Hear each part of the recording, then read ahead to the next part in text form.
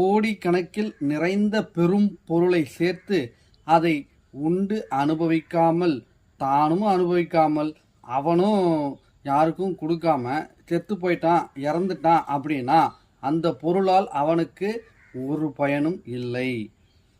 பொருளால் எல்லாவற்றையும் சாதிக்கலாம் என்று தேடி தேடி சேர்த்த பின் தானும் அனுபவிக்காமல் பிறருக்கும் கொடுக்காமல் கஞ்சனாக வாழ்பவனை இந்த பூமியில் பிறந்ததே தேவையற்றது.